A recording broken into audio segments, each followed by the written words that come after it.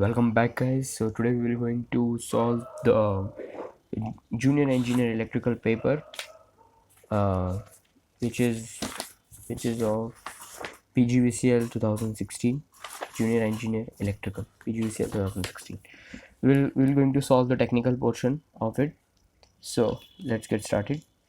A series RLC circuit has a resonant frequency of 1000 Hz if the value of RLC are double the new resonant frequency. यहाँ पे series RLC दिया हुआ है, so frequency होगी F is equals to 1/2 under root LC.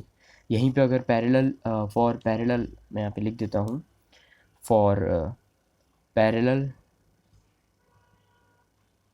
RLC resonance के लिए frequency क्या होगी F is equals to 1/2 into under root 1/LC minus R/L का होल स्क्वायर. ठीक है, अब इसमें क्या बोला है कि 1000 हर्ट्ज फ्रिक्वेंसी है. If the value of RLC, अब RL और C की वैल्यू अगर क्या बोलते हैं डबल हो गई तो न्यू रेजोनेंट फ्रिक्वेंसी क्या होगी. अब जब इसकी वैल्यू अगर डबल होगी इसकी भी डबल होगी, सो दो दो 4 हो जाएंगे. ठीक है, 4 और फिर 2 निकलेगा, तो मतलब जितना भी फ्रिक्वेंसी होगा उसका हाफ हो जाएगा. सो 1000 का हो जाएगा 500. ठीक है. For a DC circuit capacitor is virtually open circuit. Open circuit होता है DC में अगर कैपेसिटर को हम लेते हैं तो. ठीक है, अगर DC के अंदर कैपेसिटर को अगर हमने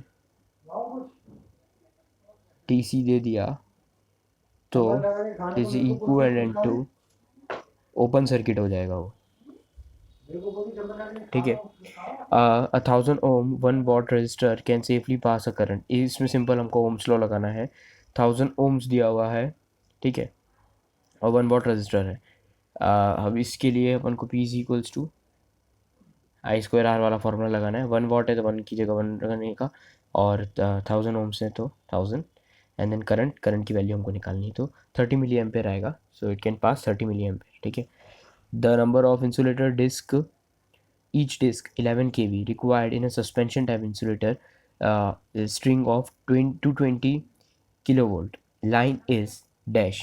इसके लिए एक फॉर्मूला है. ऑलराइट, सो इसके लिए जो फॉर्मूला है for number of disc insulator disc is equals to V divided by √3 into 11. तो अभी V कितना दिया हुआ है 220. सो इसमें यहाँ पे 220 डिवाइडेड बाई √3 इंटू 11 करेंगे तो हमको 16 आएगा. ठीक है.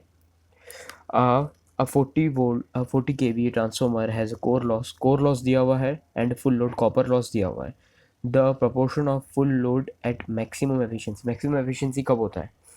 सो मैक्सिमम एफिशिएंसी जो कब होता है जब कॉपर लॉस और आयरन लॉस दोनों इक्वल होते हैं. ठीक है. तो अभी हमको ईटा पे फाइंड करना है, तो हम ईटा इस तरीके से भी फाइंड कर सकते हैं under root of PI divided by PCU, जिससे हमको ईटा आ जाएगा. ईटा का एक और फॉर्मूला है is equals to KVA into PI divided by PCU. यहाँ पे PI डिवाइडेड बाई PCU ही करा है अंडर रूट में, मल्टीप्लाई बाय KVA भी करते हैं तब भी ईटा आता है. ईटा मतलब efficiency of maximum efficiency of transformer. The electric breakdown strength of insulating material depends on nature of applied voltage, imperfection of dielectric material, pressure, temperature and humidity. ठीक है. Two transformer A and B having equal outputs and voltage ratio but unequal percentage impedance of 4 and 2 are operating in parallel. The transformer A will be overloaded by dash percentage. So यहाँ पर ये इसका formula है 1 minus B का impedance divide by total impedance into 100.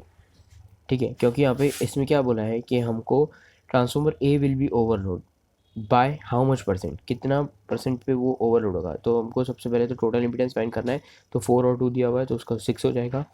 फिर B का रखना है, B that means 2 divided by 6. 1 minus 2 divide by 6 into 100% जो आएगा वो हमारा transformer A will be overload by इतना. यहीं पे अगर transformer B will be overload by पूछा होता तो A का इम्पिडेंस अपन न्यूमरेटर में रखते हैं, then we will find accordingly.